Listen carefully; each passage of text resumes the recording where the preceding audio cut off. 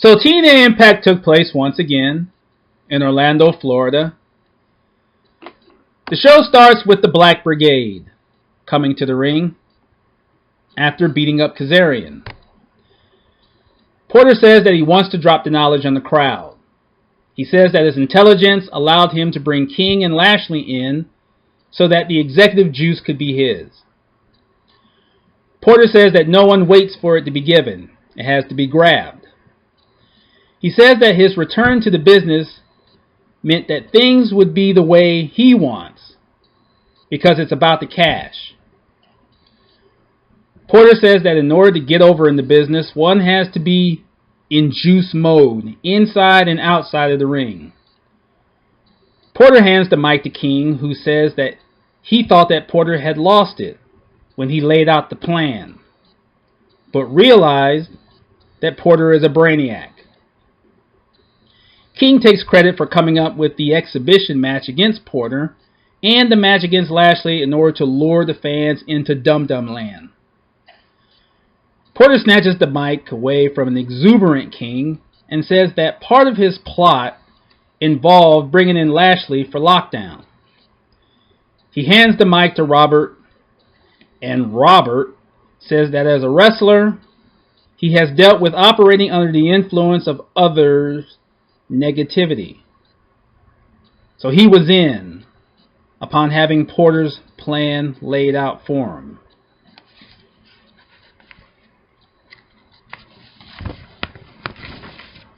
Lashley credits Porter with being a man that can plan the future and hands the mic back to Porter.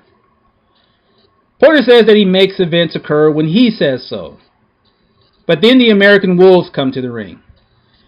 Davey Richards says that Porter was supposed to be the guy that backed the wrestlers and did so for the fans and wants to know where that philosophy went. After Porter remembers that he's speaking to Richards and not Eddie Edwards, he says that he backed up what he said by bringing them to TNA and allowing them to become the tag team champions. Porter tells them that without him, they would still be slumming in Japan. He says that he didn't include Richards and Edwards in his scheme because the scumbag trait doesn't exist within them. Richards says that they have no desire to be bums, and Porter comes back with the threat of terminating their employment and sending them back to the indie circuit. Richards and Edwards drop their belts and get ready to scrap. The brawl starts, but the American Wolves quickly succumb to the Black Brigade. Edwards is knocked out of his gourd by a spear from Lashley while being held by Porter and King. Porter throws Richards out of the ring. After King gets a couple of shots in on Richards, Porter gets back on the mic and says that it's the juice that makes him go, and that Richards should never have challenged it. As he is saying this, the brigade walk up the entranceway to the stage, with Lashley carrying Richards on his shoulder and dumping him on the stage. Porter helps Richards up and leads him to the edge of the stage as King directs, telling Richards that it's time for school. Lashley runs toward Richards and spears him off the stage and through the wood. The Black Brigade make their exit. This was a decent segment, with the key visual being Robert Lashley knocking Davey Richards into next month. One thing that Lashley doesn't need to tackle is his lack of mic juice. His physicality will have to be his voice. Kenny King is charismatic, but he doesn't need to come off as maniacal. His cringing laughter as he was hovering over Richards is the complete opposite of the King of the Night presentation that he should be displaying. More cool, less fool. So then we see Eric Young arriving at the Zone, walking fast and looking pissed. Ethan Carter III and Dixie Carter arrive at the Zone, and Davey Richards is being placed in an ambulance, with Eddie Edwards accompanying him to the hospital. So then we see Eric Young come to the ring. Young says that if Montel Porter wants to use intimidation to get himself off, he's fine with that. Porter comes out again and says that Young can talk when told to do so, and that if Young is going to talk anyway, he'll have the other members of the Black Brigade with him. So King and Lashley return.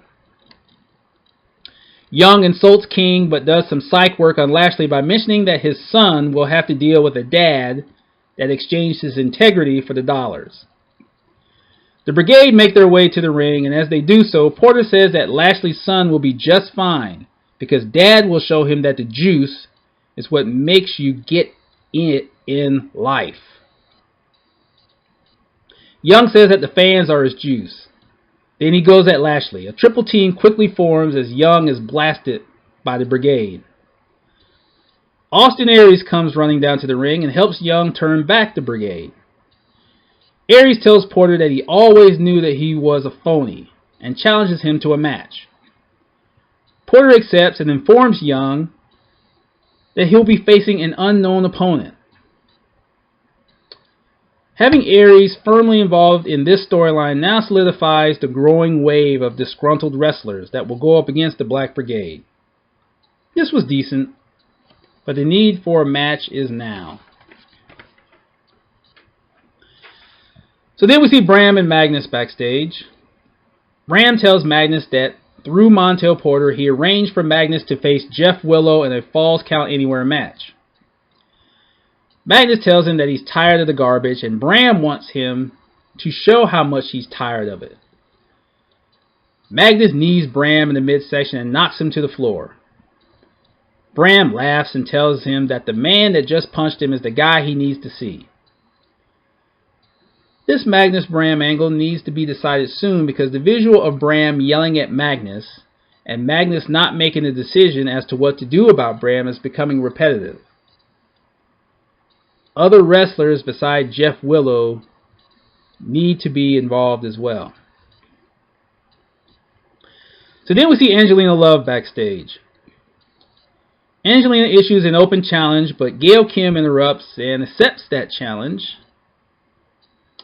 Angelina proceeds to tell Gail that she is excluded, but then Gail attacks her before she's pulled away by a backstage head. So then we see the beautiful people come to the ring. Angelina once again issues her open challenge, but no former women's champion can accept. So, the only woman in the division who has never been champion comes to the ring. Brittany. And that leads into the women's championship match. Angelina Love defending against Brittany. Okay match. The match ends with Brittany getting the advantage after a short exchange. She whips Angelina off the ropes, but Angelina reverses the whip. Brittany comes off the ropes with a flying clothesline followed by another. She delivers a snapmare and comes off the ropes with a kick to the chest. Brittany picks Angelina up off the mat and delivers a Russian leg sweep. She goes for the pin, but Angelina gets her shoulder up. Brittany whips Angelina into the corner and charges with a handspring back elbow, but Angelina strikes her down as she approaches. Angelina goes to the top rope, but Brittany launches a kick to the head and throws Angelina off. Brittany goes for the pin, but Angelina gets her shoulder up. Velvet Sky goes up on the ring apron as Brittany rolls Angelina up off the ropes. Brittany has the pin locked up, but referee Brian Stifler is busy staring at Velvet's ass in his face. Brittany knocks Velvet off the apron, but she turns and gets nailed with the big boot. Angelina pins her for the 3. The winner of the match, Angelina Love. After the match, Angelina and Velvet mark up Brittany's face with lipstick, and they put the signature paper bag over her head. Gail Kim comes out and sends the beautiful people packing. Side note first. Brittany looks really good in red, and that should be her primary outfit. Gail coming to the ring is understandable and logical as it furthers the push for the eventual title match at Slammiversary.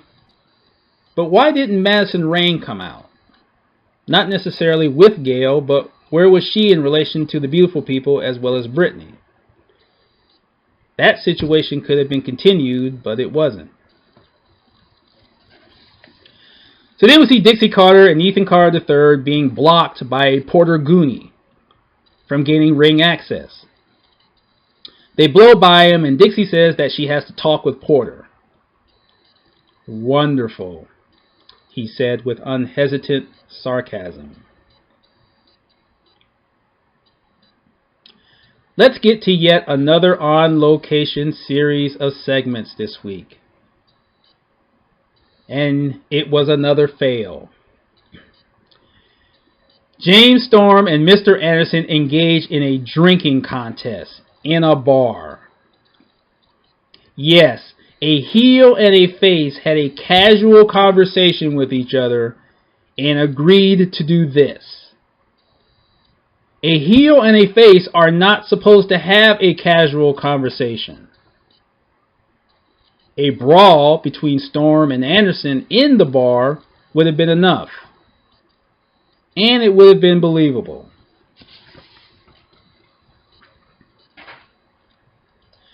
So then we have Austin Aries versus Montel Porter. Okay, match. Short.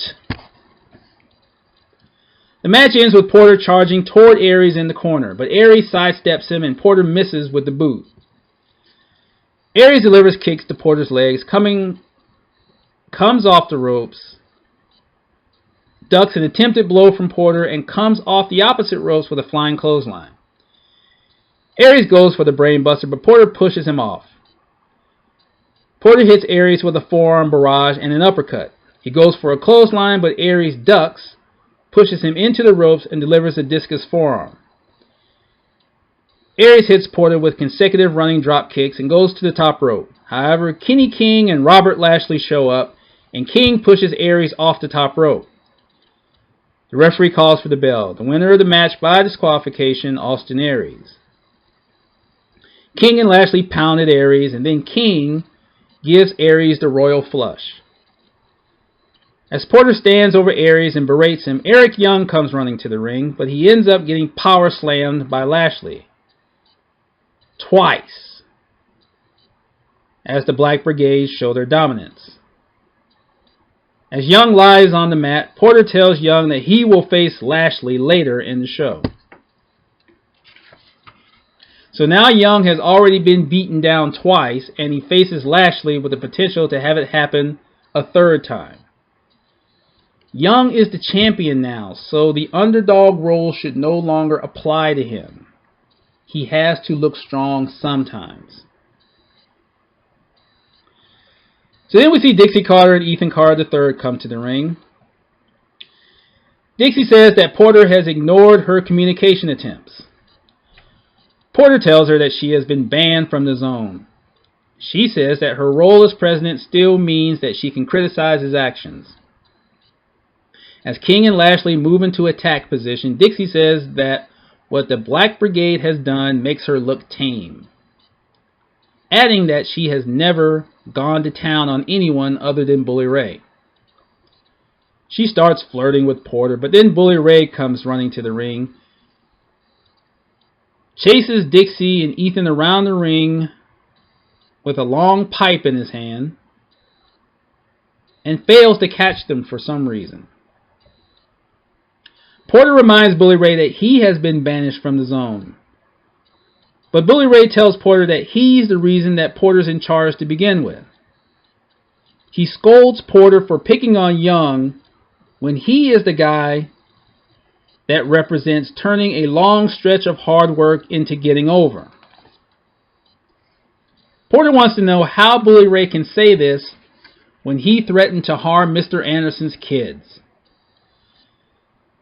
Lashley makes a move, but Bully Ray uses the pole to keep him back.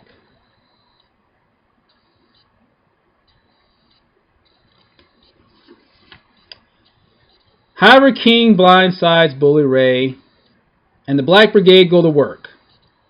As they pummel Bully Ray, Dixie and Ethan come back to the ring. The Black Brigade leave Bully Ray laying, and they leave. Dixie stands over Bully Ray and tells Ethan to get a table. Ethan sets it up and attempts to pick Bully Ray up, but Bully Ray backdrops him. Bully Ray puts his eyes on Dixie, but Ethan clips him from behind. This time, Ethan serves the wood sandwich to Bully Ray. Dixie ends this by saying that she's no one's whore. This segment was okay, but the main problem was Bully Ray bitching about Eric Young being bullied.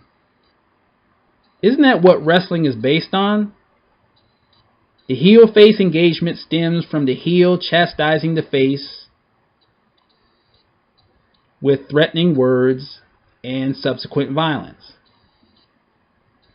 It's more than being part of a storyline, it's a basic wrestling fundamental, and it was badly represented here.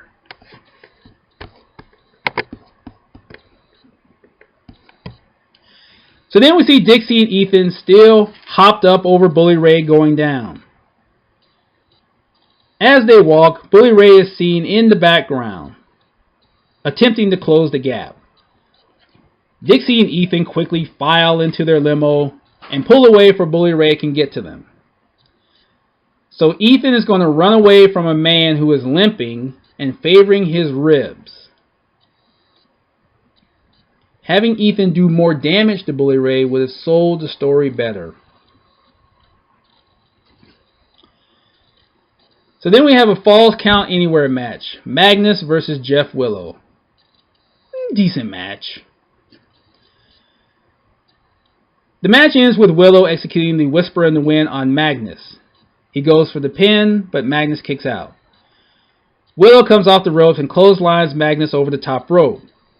He launches himself over the top rope and splashes Magnus on the ring floor. Willow goes for the pin, but Magnus kicks out. He goes for the Twist of Fate, but Magnus shoves him off and clotheslines him. Bram hands Magnus a pry bar and barks at him to hit Willow with it. Magnus waits for Willow to get to his feet and hits him in the midsection with the pry bar. Bram wants him to slam Willow's head with it. Magnus brings the pry bar down toward Willow's head, but he stops. He tosses the pry bar away. Willow catches Magnus with the Twist of Fate and pins him for the 3. The winner of the match, Jeff Willow. Bram just looks at Magnus and berates him. The logical hole that will continue to overshadow this angle is that Magnus had no issue taking the chair to both Eric Young and Abyss after losing the title, yet now he can't bring himself to bash Jeff Willow. One would think that Bram would have interfered and prevented Willow from getting the pin, but obviously he didn't. Magnus and Bram will still become a tag team, but it needs to happen soon. So then we see Gunner and Sam Shaw at the bin. Gunner says that he's staying there, and Shaw's going to do some jawing. Shaw wants to know why, as he bashes his head against the wall. Gunner tells Shaw that he feels his situation because he's done his time in the bin. He says that one of his boys from the Corps went through some shit, and that he had him sent to the bin. Gunner says that if he can help his friend make it out, he can do the same with Shaw. Shaw is apprehensive, but Gunner says he'll try to get the jacket off. Shaw's solid here. Gunner was okay, but what is the payoff? It will have to be something that effectively justifies having to watch this. If Gunner gets the jacket off, could Shaw attack him? That would be one way. Earlier, Eddie Edwards returned to the zone. Now he comes to the ring and wants either one or all of the Black Brigade. Kenny King comes out. Edwards meets him halfway and the two start brawling. King is the victor of this encounter after executing a high leg cradle suplex on Edwards, which leaves him laying. Now this was a good exchange between King and Edwards, but unless King told Porter and Lashley that he could handle Edwards himself, why didn't the brigade triple team Edwards as they did Richards earlier? So then we see Montel Porter backstage with Brian Hebner. Porter apologizes to Hebner. He tells Junior that he will be officiating the match between Eric Young and Robert Lashley and that he needs to know what he has to do to make Porter pleased. The risk here is that the involvement of referees into storylines in which they can be portrayed as being corrupt affects match integrity. With Porter being so manipulative, matches involving the Black Brigade could ooze with fuckery every time. So then we see Jeremy Borash backstage with Eric Young. Borash asks Young if he's physically able to go. Young says that he's busted up, but Porter and Lashley are going to regret not taking him out completely and allowing him to go nuts, more so than he already is.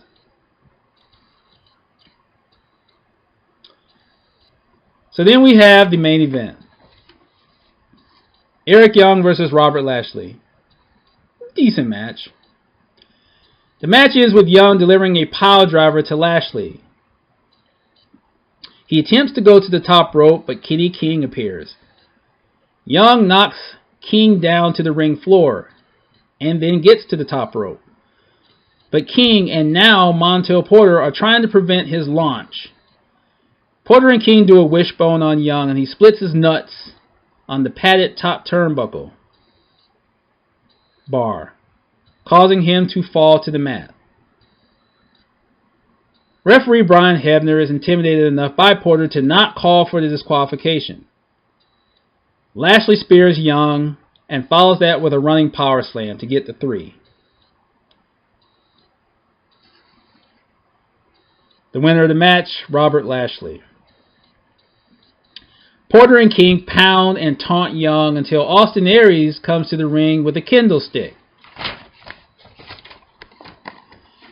Aries hits Lashley with the kendo stick, but he might as well had hit him with a toothpick because Lashley no-sold it all the way to Mars. Lashley clotheslines Aries, and the Brigade leave Aries laying after King drops him with the Royal Flush. Again.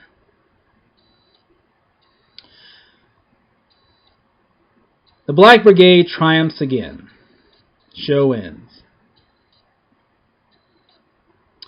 Could this be the sign of something?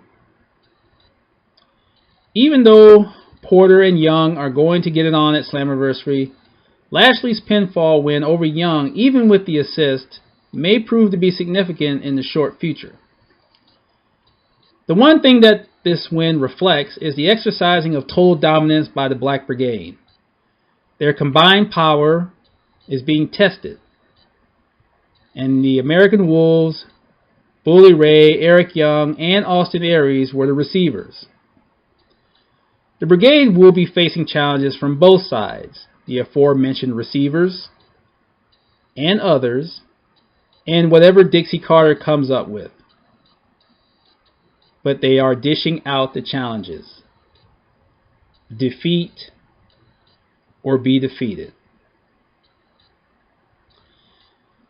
I'm Tasmart 2002, and that was my Tna Impact Analysis for May 22nd, 2014. If you're listening to me on YouTube, please leave your comments below. Click the like or dislike button. And if you subscribe, I'd really appreciate it. If you're listening to me on the Wrestling News Talk Facebook page, you can leave a comment below and click the like button if you like what I've been saying. If you have any questions or comments about TNA or wrestling in general, you can get at me on Twitter. Tasmart2002, that's TAZMARK2002. If your comments exceed the 140, get at me with an email. Tasmart2002@gmail.com. And be sure to watch the TNA Impact review that I do with Chuck P.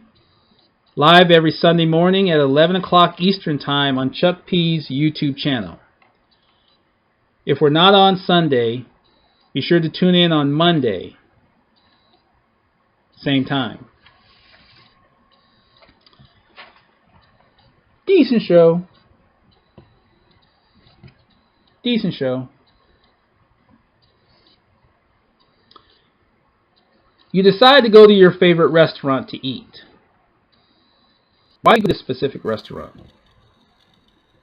The food is good, the service is good, and the prices are affordable are usually the common reasons.